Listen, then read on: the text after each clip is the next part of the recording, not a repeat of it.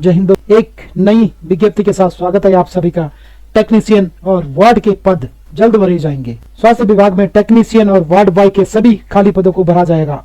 साथ ही विभिन्न संवर्गों के कर्मचारियों के खाली पदों को भी भरा जाएगा। स्वास्थ्य मंत्री डॉक्टर धन सिंह रावत ने विभाग में निर्माण कार्यों में तेजी लाने के निर्देश दिए हैं और साथ ही कहा है कि जो भी चिकित्सा सेवाओं के सुचारू रूप में संचालन को दक्ष टेक्नीशियन स्टाफ का होना आवश्यक है। इसके लिए अस्पतालों में lab technician, x-ray, ECG, oxygen plant technician, operation theatre technician, optometrist एवं टेक्नीशियनों अन्य टेक्नीशियनों की नियुक्ति IPHS मानकों के अनुसार की जाए।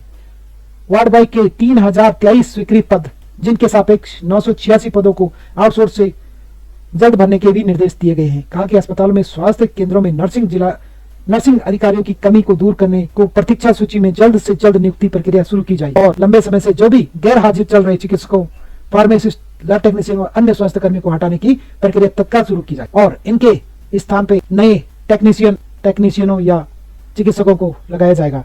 प्रदेश में स्पेशलिस्ट चिकित्सक कैडर, प्रशासनिक कैडर के अलावा 4 धाम यात्रा मार्ग के लिए डॉक्टरों को अलग से कैडर बनाया जाए। निर्माण कार्यों में ढिलाई बरतने वाली कार्यदायी संस्था के खिलाफ ठोस कार्रवाई की जाए।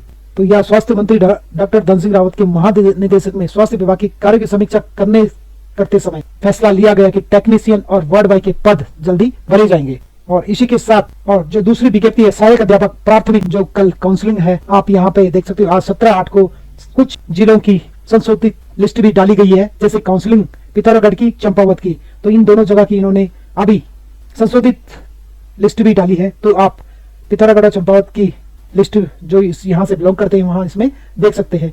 तो आप अपने साथ क्या क्या दस्तावेज ले जाओगे, वैसे आपके पास जानकारी प्राप्त हो चुकी होगी, लेकिन इसमें आप काउंसलिंग के समय जो प्रतिभाग करेंगे उनके लिए आवश्यक दस्तावेज, समस्त शैक्षिक प्रशिक्षण अंक पत्र, प्रमाण पत्रों की मूल प्रति, अध्यापक पात्रता परीक्षा उत्तीर्ण अंक पत्र, प्रमाण पत्र की मूल प्रति, स्थायी निवास या मूल निवास की मूल प्रति, जाति प्रमाण पत्र, स्वतंत्रता संग्राम सेनानी आश्रित प्रमाण पत्र, भूतपूर्व सैनिक का डिस्चार्ज सर्टिफिकेट, यदि सेवा काल में द्विवर्षीय DLED प्रशिक्षण किया है, अनापत्ति प्रमाण पत्र की प्रति भी आपको साथ में ले जानी होगी। इसी प्रकार जो दिव्यांग से बिलोंग करते हैं, दिव्यांगता से आच्छादित होने वाले अभ्यर्थियों द्वारा दिव्यांगता प्रमाण पत्र जो कि आपको मूल प्रति ले जानी होगी और EWS की जो भी आपके पास शासनादेश नवीनतम प्रमाण पत्र प्रस्तुत करना होगा। जो EWS का प्रमाण पत्र होता है वह अप्रैल से और मार्च तक ही एक सत्रीय के लिए वैलिड रहता है। यदि आपने वह प्रमाण पत्र दिसंबर में बनाया है तो आपका अगले मार्च से पहले वह समाप्त हो जाएगा। वह उसकी वैलिडिटी 1 साल नहीं रहती बल्कि एक सत्रीय वर्षीय में रहती। कार्यालय ज्ञापन संख्या 164 दिनांक 28 जून 2019 द्वारा प्रख्यापित उत्तराखंड लोक सेवा आयोग की परिधि के अंतर्गत तथा लोक सेवा आयोग की परिधि से बाहर समूह के सीधी भर्ती के पदों पर भर्ती के लिए अनिवार्य वांछनीय संशोधन नियमावली 2019 के प्राविधान से आच्छादित है तो संबंधित अभिलेख की आपको मूल प्रति ले जानी होगी। वर्ष 2018 एवं 2020 के DLED आवेदनकर्ता जो पूर्व में चयनित नहीं हुए हैं तथा जिन्हें पूर्व आवेदन के अनुसार वर्तमान चयन प्रक्रिया में सम्मिलित किया गया है के चयनित होने की दशा में समान पद पर पूर्व से कार्यरत न होने का प्रमाण पत्र संबंधी जो कि शपथ पत्र आपको प्रकाश वहां पे देना होगा। इसी के साथ उत्तराखंड राज्य से बाहर अन्य राज्यों से संबंधित अभ्यर्थी जिनका विवाह उत्तराखंड राज्य में हुआ हो के द्वारा उत्तराखंड राज्य में विवाह होने से संबंधित विवाह प्रमाण पत्र का शपथ पत्र। इसी के साथ समस्त अभिलेखों की शुभ प्रमाणित छाया प्रति 2 प्रतियों में आपको ले जाना होगा। मूल प्रति के साथ साथ आप अपनी मूल प्रतियों का 2 सेट बना के काउंसलिंग के समय ले जाएं।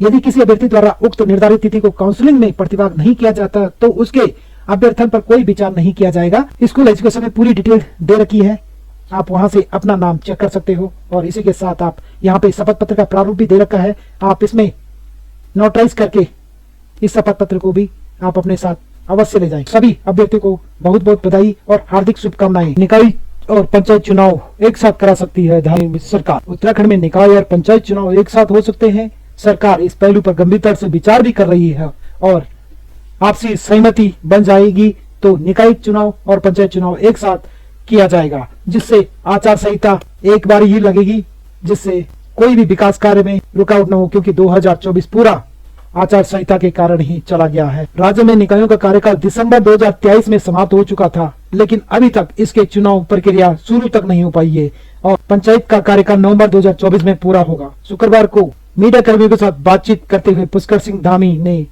इसके संकेत दिए हैं। कुछ समय पहले भाजपा संगठन भी इसकी पैरवी कर चुका है। मीडिया कर्मियों के सवाल के जवाब में मुख्यमंत्री ने कहा कि दोनों संस्थाओं के चुनाव एक साथ कराने पर विभिन्न स्तर पर विचार विमर्श जारी है। राज्य हित में जो भी फैसला होगा वहां लिया जाएगा। विधानसभा, लोकसभा, फिर निकाय और पंचायत चुनाव के वजह से राज्य का काफी समय चुनाव आचार संहिता के दायरे में रहता है। इससे विकास कार्य प्रभावित होते हैं। यदि निकाय और पंचायत के चुनाव एक साथ होते तो एक बार आचार संहिता में चुनाव की प्रक्रिया पूरी हो जाएगी। चलते हैं अगली खबर की तरफ। SC, ST और OBC कर्मचारियों के लिए सस्ते ऋण की योजना 15 अगस्त 2024 को उत्तराखंड मुख्यमंत्री श्री पुष्कर सिंह धामी जी द्वारा कई निर्णायक फैसले लिए गए हैं, जिसमें वृद्धावस्था पेंशन, विधवा पेंशन योजना, दिव्यांग पेंशन योजना, जन्म से दिव्यांग बच्चों के अनुदान योजना एवं परित्यक्ता पेंशन हेतु वर्तमान में निर्धारित मासिक आय जो कि पहले 4,000 मैक्सिमम मांगी जाती थी, अब इसको बढ़ाकर 6,000 रुपए प्रतिमाह किया जाएगा। इसी के साथ उद्योग, बागवानी और कृषि के क्षेत्र में उत्कृष्ट कार्य करने वाले काश्तकारों, उद्यमियों को प्रथम, द्वितीय एवं तृतीय पुरस्कार के रूप में क्रमशः 1,75,000 एवं 50,000 की धनराशि दी जाएगी। तीसरा, राज्य में युवाओं को स्वरोजगार से जोड़ने के लिए कौशल विकास योजना अंतर्गत शिक्षण की विषय वस्तु का निर्धारित जिला कौशल विकास समिति की ओर से स्थानीय आवश्यकताओं के अनुरूप किया जाएगा। वरिष्ठ नागरिकों के समग्र कल्याण के लिए नीति बनाई जाएगी। राज्य के पर्वतीय क्षेत्रों से पलायन रोकने और ट्राउट मछली उत्पादन को बढ़ावा देने के लिए मुख्यमंत्री मत्स्य संपदा योजना के तहत मत्स्य विभाग में 200 करोड़ योजना शुरू की जाएगी। तो यहाँ पे एक पलायन रोकने का प्रयास किया जा रहा है। पलायन तभी रुकेगा जब पहाड़ों में किसी भी प्रकार की रोजगार की सुविधाएं होंगी। और यहाँ पर मेडिकल का सबसे बड़ा अभाव रहता है। किसी को अल्ट्रासाउंड भी कराना है, CT स्कैन की सुविधा यहाँ पे नहीं मिल पाती, वहां भी आपको प्लेन्स में जाके ही सुविधा प्रदान की जाती है। तो सबसे पहले यहाँ पे रोजगार के साथ साथ स्वास्थ्य और शिक्षा का होना अति आवश्यक है, जिसके कारण कुछ हद तक पलायन रुक सकता है। इसी के साथ आउटसोर्स संविदा शिक्षकों का मानदेय बढ़ाने की तैयारी। राज्य में डिग्री कॉलेज, माध्यमिक स्कूल और राजीव नवोदय विद्यालय के अतिथि और संविदा शिक्षकों का मानदेय जल्द बढ़ सकता है। सरकार तीनों श्रेणियों के शिक्षकों के वर्तमान मानदेय में संशोधन की तैयारी कर रहा है। शिक्षा मंत्री डॉक्टर धन सिंह रावत ने इसकी पुष्टि की है। उन्होंने कहा कि पहले माध्यमिक स्कूलों के अतिथि शिक्षकों का मानदेय बढ़ाने पर विचार किया जा रहा था, लेकिन इसकी वजह से अन्य श्रेणी शिक्षकों के मानदेय में विसंगतियां पैदा हो रही थी। इसके लिए सरकार ने सभी श्रेणियों में बदलाव का निर्णय किया है। जल्द ही इस प्रस्ताव वित्त विभाग को भेजा जाएगा। तीनों श्रेणियों में शिक्षकों की संख्या 5,000 के करीब है। वर्तमान में राज्य के डिग्री कॉलेज के अतिथि शिक्षकों को प्रतिमाह 35,000 रुपए मानदेय मिलता है, जबकि माध्यमिक स्कूलों में तैनात अतिथि शिक्षकों को इस वक्त 25,000 रुपए महीना दिया जा रहा है। राजीव नवोदय विद्यालय में LT शिक्षकों को 27,000 और प्रवक्ता कैडर शिक्षकों को 30,000 रुपए महीना मिलता है। सूत्रों के अनुसार शिक्षा मंत्री डॉक्टर रावत के निर्देश पर पूर्व माध्यमिक शिक्षा निदेशक महावीर सिंह बिष्ट ने अतिथि शिक्षकों का मानदेय 25,000 से बढ़ाकर 40,000 रुपए मासिक करने का प्रस्ताव शासन को भेजा था। चलते हैं अगली खबर की तरफ। शहीद कैप्टन दीपक की अंतिम विदाई में उमड़े लोग। जम्मू कश्मीर में डोडा में शहीद हुए कैप्टन दीपक सिंह का पार्थिव देह गुरुवार को तिरंगे में लिपटकर कुआंवाला स्थित घर पहुंची। शहीद के परिवार पार्थिव शरीर को करीब 1 घंटे तक अंतिम दर्शन के लिए रखा गया।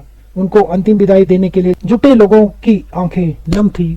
पाकिस्तान और आतंकवाद के लेकर गुस्सा यहाँ गूंज रहे नारों में स्पष्ट सुनाई दे रहा था, लेकिन यह गुस्सा तभी तक है जब कोई शहीद घर पे आता है। उसके बाद सारे नारे समाप्त हो जाते हैं, सारी संवेदनाएं समाप्त हो जाती हैं। यदि यह गुस्सा जनता के साथ साथ सरकार में भी हो, और यह तब तक यह गुस्सा रहे जब तक इसका बदला नहीं लिया जाता। जम्मू में खराब मौसम के कारण शहीद कैप्टन के पार्थिव देह तक समय की करीब 2.25 घंटे देरी से देहरादून पहुंची। जौलीग्रांट एयरपोर्ट पर सेना के विशेष विमान में कैप्टन का पार्थिव शरीर पहुंचने के बाद राज्यपाल गुरमीत सिंह, मुख्यमंत्री पुष्कर धामी, विधायक बृजभूषण गैरोला के साथ ही सैन्य अफसरों ने पुष्प चक्र अर्पित करते हुए श्रद्धांजलि दी। पार्थिव देह पहुंचते ही कैप्टन दीपक अमर रही, भारतीय सेना जिंदाबाद के नारों के बीच लोगों ने पाकिस्तान व आतंकवाद मुर्दाबाद के नारे लगाए। अंतिम यात्रा शुरू हुई तो मां भीड़ से ऊपर ही गुहार करती रही कि मेरा बेटा मुझे लौटा दो। तो ये थी आज की मुख्य अपडेट। मिलते हैं अगली वीडियो में, तब तक के लिए जय हिंद, जय भारत, जय उत्तराखंड।